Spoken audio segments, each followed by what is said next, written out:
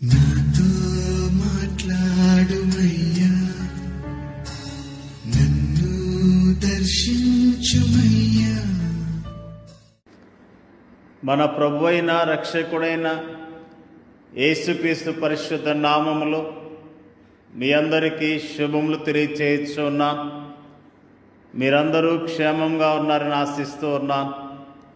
ఈరోజు బలపరిచే వాక్యము ఆదికాండము 39వ అధ్యాయం 23వ వచనము. యెహోవా అతనికి తోడై ఉండెను కనుక ఆ చెరసాల అధిపతి అతని చేతికి అప్పగింపబడిన దేని గూర్చి విచారణ చేయక ఉండెను. అతడు చేయనది యావత్తు యెహోవా సఫలమగునట్లు చేసెను. యోసేపు యొక్క జీవితము ఎంతో అద్భుతమైనది. ప్రారంభ దినాల్లో తండ్రి దగ్గర ఎంతో సంతోషంతో చక్కగా అతని జీవితం కొనసాగింది. అతని తల్లిదండ్రులు ఐశ్వర్యవంతులు, అతన్ని అధికంగా ప్రేమించారు. తండ్రి అతన్ని అధికంగా ప్రేమించాడు. తండ్రి తన కుమారుని పట్ల ఎంతో శ్రద్ధ చూపించినట్లుగా దేవుని యొక్క వాక్యము ఎంతో స్పష్టంగా తెలియజేస్తున్నది. వీటన్నిటికీ మించి దేవుడు అతనికి జ్ఞానము, సామర్థ్యము, అందము, సద్గుణం లాంటి అధికమైన ఆధిక్యతలను ఇచ్చాడు. దేవుని అందలి అతని ప్రేమ అతన్ని అమితముగా ఆశీర్వదించింది. వీటన్నిటి ఫలితముగా అన్నలు అతన్ని ద్వేషించడం ప్రారంభించారు. అక్కడే అతనికి కష్టాలు ప్రారంభమయ్యాయి. యోసేపు ప్రారంభ దినాల్లో సుఖంగా జీవించాడు. కానీ యవ్వన ప్రాయంలోనికి అడుగు పెడుతున్న సమయాల్లో అతని జీవితంలో ఎన్నో కష్టాలను ఎదుర్కొన్నట్లుగా దేవుని యొక్క వాక్యము స్పష్టంగా తెలియజేస్తున్నది. ఆదికాండములో యోసేపు గురించిన విషయాలు మనందరికీ తెలిసినవి. సొంత అన్నలు అతన్ని అమ్మివేశారు. అతన్ని బాగా మాటలతో బాధ పెట్టారు. అతని గురించి మరి చాలా చెడుగా చెప్పుకున్నారు. అంతేకాకుండా అతన్ని అమ్మివేసినప్పుడు అతడు యోసేపు ఐగుప్తులో బానిసగా మరొక వ్యక్తికి అమ్మివేయబడ్డాడు. అతని జీవితంలో అనుకోకుండా వచ్చిన పరిస్థితులు అతన్ని ఎంతగానో కృంగదీసినాయి. మరి ఐగుప్తు దేశంలో అతడు ఒంటరిగా ఉన్నప్పటికీ యోసేపు దేవుని ఆశ్రయించి దేవుని మీద ఆశ పెట్టుకొని జీవించినట్లుగా దేవుని యొక్క వాక్యము ఎంతో స్పష్టంగా తెలియజేస్తున్నది. ప్రతి విషయములో దేవుని సహాయాన్ని పొందుకుంటూ వచ్చాడు. దేవుని యొక్క కాపుదలను పొందుకున్నాడు. దేవుడిచ్చే ఆదరణ పొందుకున్నాడు. పరాయి దేశములో, పరాయి ప్రాంతంలో, తన వారంటూ ఎవరూ లేని ప్రదేశంలో అతనికి ఏకైక స్నేహితుడు దేవుడే అన్న విషయాన్ని మనం జ్ఞాపకం చేసుకుంటూ ఉన్నాం. నిజంగా యోసేపు ఆ యొక్క ఐగుప్తులో పని చేస్తూ ఉన్నప్పుడు అతని జీవితంలో ఎంతగానో వృద్ధి చెందినట్లుగా, క్రమక్రమముగా అతడు దీవించబడ్డట్లుగా దేవుని యొక్క వాక్యము తెలియజేస్తున్నది. ఊహించని రీతిగా ఆ ఇంటి యజమానురాలు ద్వారా పెద్ద సమస్య ఎదుర్కోవాల్సి వచ్చింది.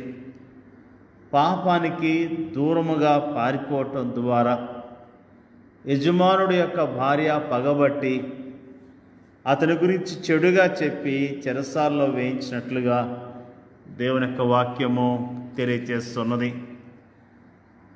ఆ చెరసాల్లో ఉన్నప్పుడు దేవుడు అతనికి తోడుగా ఉన్నట్లుగా మనం జ్ఞాపకం చేసుకుంటున్నాం. అయితే యెహోవా యోసేపునకు తోడై ఉండి అతని యందు కనికెరపడి అతని మీద ఆ చెరసాల యొక్క అధిపతికి కటాక్షం కొన్నట్లు చేసెను. చెరసాల అధిపతి ఆ చెరసాల్లో ఉన్న ఖైదీలందరినీ యోసేపు చేతికి అప్పగించెను. వారు అక్కడ ఏం చేసిరో అదంతయు అతడే చేయించువాడు. యెహోవా అతనికి తోడై ఉండెను కనుక ఆ చెరసాల అధిపతి అతని చేతికి అప్పగింపబడిన దేని గూర్చియు విచారణ చేయక ఉండెను. అతడు చేయనది యావత్తు యెహోవా సఫలమవునట్లు చేసెను. నిజంగా దేవుడు ఎంత గొప్ప దేవుడు, ఎంత మంచి దేవుడు. వాస్తవానికి నీ కష్టాలు, ఇంతటి శ్రమానుభవాలు అనుభవించేందుకు యోసేపు ఏ పాపం చేయలేదు, ఏ చిన్న తప్పు కూడా చేయలేదు. అయినప్పటికీ అతడు తన శ్రేష్టమైన యవ్వన కాలాన్ని కష్టాల్లోనూ, శ్రమల్లోనూ, నిందల్లోనూ, అవమానాలను గడపవలసి వచ్చింది. అది ఆనాటి యోసేపు పరిస్థితి. ఆనాటి సామాజిక పరిస్థితికి అతని జీవితం అద్దం పడుతుంది. పరిస్థితులు ఈనాడు ఏం మారాయని, ఈనాటి సామాజిక పరిస్థితి ఏం మెరుగైందని, ఆనాటి మానసిక, కుటుంబ, సాంఘిక, సామాజిక పరిస్థితులే ఈనాడు కూడా ఉన్నాయి. ఈనాడు మనము కూడా అలాంటి పరిస్థితుల్ని ఎదుర్కొంటూ ఉన్నాం. యెహోవా అతనికి తోడై ఉండెను అనే మాటను గమనించాలి. యోసేపు గుంటలోని ఒంటరితనంలోను, బానిసత్వంలోను, చెరసాలను, ఆ తర్వాత ఐగుప్తు పరిపాలనలో కూడా అతడు ప్రశాంతతను, పరిశుద్ధతను ప్రదర్శించడానికి గల తాళం చెవి ఇదే. ఈనాడు శ్రమలను, కష్టాలు మనం ఎలా ఎదుర్కొనగలము? దేవుని వైపు చూడటం ద్వారానే. ప్రార్థన, వాక్యము, నిజమైన విశ్వాసుల సహవాసం ద్వారానే. ప్రార్థన మనకు దైవిక నడిపింపును, శక్తినిస్తుంది. దేవుని వాక్యం మనకు దైవిక జ్ఞానంనిస్తుంది. అభ్యాసం చేత మేలు కీడులను వివేచించుటకు సాధకం చేయబడిన జ్ఞానేంద్రియములు కలిగిన అనుభవజ్ఞులైన విశ్వాసుల సహవాసము మనకు సరియైన సలహాలను ఇస్తుంది. ప్రేమైన దేవుని బిడ్డలారా, యోసేపు జీవితం ద్వారా దేవుడు మనకు అనేకమైన పాఠాలను నేర్పిస్తూ ఉన్నాడు. నిజముగా యోసేపు ఓర్పు కలిగి ఉన్నాడు, ఓర్చుకున్నాడు, ప్రభు కొరకు నిలబడ్డాడు, సాక్ష్యాన్ని నిలుపుకున్నాడు. అతడు ఎంతగానో దీవించబడ్డాడు. ఈ దినాల్లో కూడా మనం ఇలాంటి పరిస్థితులు గుండా వెళ్తున్నప్పుడు మన సాక్ష్యాన్ని కాపాడుకుందాం, మన విశ్వాసాన్ని కాపాడుకుందాం. దేవుడు మనకిచ్చిన పని విషయంలో నమ్మకత్వాన్ని కలిగి ఉందాం. మరి నిజముగా యోసేపు దేవునికి విధేయత చూపించడం ద్వారా ఎంతగానో దీవించబడ్డాడు. దేవుని మాట వినటం ద్వారా దీవించబడ్డాడు. నిజంగా మనం కూడా దేవుని మీద ఆధారపడదాం. దేవుడిచ్చే ఆశీర్వాదాలు పొందుకొని ఆయన కొరకు జీవిద్దాం. దేవుడి యొక్క వాక్యాన్ని దీవించునుగాక. పరిశుద్ధుడైన తండ్రి, నీకు స్తోత్రాలు. యోసేపు యొక్క జీవితాన్ని మాకు తేటగా తెలియజేసినందుకు నీకు స్తోత్రాలు. యోసేపు ప్రభువా నీకు భయపడి నీ కొరకు జీవించాడు, మంచి సాక్ష్యాన్ని పొందుకున్నాడు. అందును బట్టి స్తోత్రాలు తెలియజేస్తూ ఉన్నాం. అన్నదమ్ములు ఎంతగానో క్రూరముగా ప్రవర్తించారు, బానిసగా అమ్మివేశారు. మరి అక్కడి నుంచి ఇంకొక ప్రాంతంలో బానిసగా పనిచేశాడు. మరి అంతేకాకుండా శోధన వచ్చినప్పుడు, సత్యానికి నిలబడ్డప్పుడు అతడు చెరసాల్లో వేయబడ్డాడు. ప్రభువా నీ కొరకు నమ్మకత్వాన్ని కలిగిన యోసేపు జీవితాన్ని జ్ఞాపకం చేస్తున్నందుకు నీకు స్తోత్రాలు. మేము నీ ప్రజలముగా నమ్మకత్వం కలిగి యోగ్యముగా నీ కొరకు జీవించడానికి మీరే సహాయం చేయండి అయ్యా. స్తోత్రాలు అయ్యా. శ్రమల్లో ఉన్నవారిని జ్ఞాపకం చేసుకోండి, నిందలు అవమానాల్లో ఉన్నవారిని జ్ఞాపకం చేసుకొని మీరు ఆదరించండి అయ్యా.